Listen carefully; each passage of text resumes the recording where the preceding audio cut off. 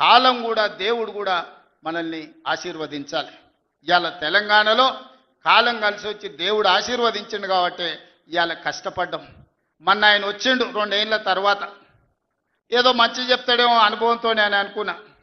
పెద్ద మనిషి కదా, మనం కూడా ఈ మధ్యకాలంలో ఎప్పుడేం అనలేదు. ఏదైతే మీకు చెప్పినో అంతకంటే ముందు నా మీద 181 కేసులు పెట్టిండు. చెంచల్గూడ చెర్లపల్లి జైల్లో బంధించిండు. ఎన్నో రకాలుగా సతాయించిండు.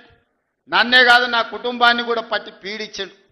కానీ బాధ్యత వచ్చినాక ఆలోచన చేసిన, నా కోపాన్ని నా బాధను దృష్టిలో పెట్టుకొని ఇవాళ పగ సాధించే కార్యక్రమాలు మొదలు పెడితే ఆయన పై వలగొట్టే పని పెడితే రాష్ట్రానికి నష్టం జరుగుతుందని తూవాన్ పాపన వాడు పోతాడు, పోని మనం మంచి పని చేయాలి.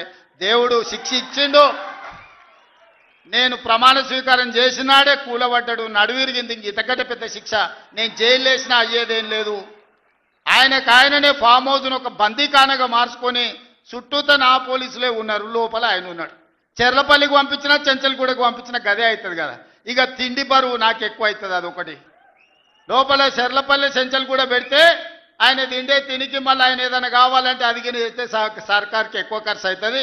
తిండి ఆయన సంపాదించేది ఇన్నా ఫామ్ హౌస్లే ఒక బందీఖానగా పెట్టుకొని చుట్టూతో మన పోలీసులే పహారా కాస్తున్నారు. ఇక ఆయన చేసిన పాపాలకు ఆయననే పోతాడని ఊరుకున్నా. ఎప్పుడన్నా ఏమన్నా అన్నానా? ఎప్పుడన్నా ఏమన్నా అన్నానా? మీరు చెప్పురు. ఇక్కడ పాత్రికేయ మిత్రులుగా ఉన్నారు అందరు, నాకు కూడా దోస్తులే కదా వాళ్ళందరూ. చెప్పురు, ఎప్పుడన్నా ఏమన్నా అన్నానా? ఒక్క కేసు అయినా పెట్టినా? పోనీ ఈ జిల్లాలో ఎవరి మీద నన్ను ఒక కేసు పెట్టినా? ఎన్ని పాపాలు చేసారు వాళ్ళ ఎమ్మెల్యేలు మంత్రులు మీకు తెలుసు కదా. ఎంతమంది ఆస్తులు గుంజుకున్నారు మీకు తెలుసు కదా. ఎవరినన్నా నేను కక్షతోనేమన్నా చేసినా? నేను ఒకటే అనుకున్నా, ఎవరి పాపానికి వాడు పోతాడు.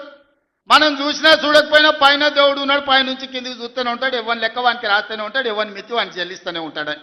ఆ మిత్తిలో భాగంగానే నేను ప్రమాణ స్వీకారం చేయడానికి పోయిన రోజే మంచం మీద నుంచి బోర్ల పడి మక్కెలు ఇరిగి మూలకు పడ్డాడు.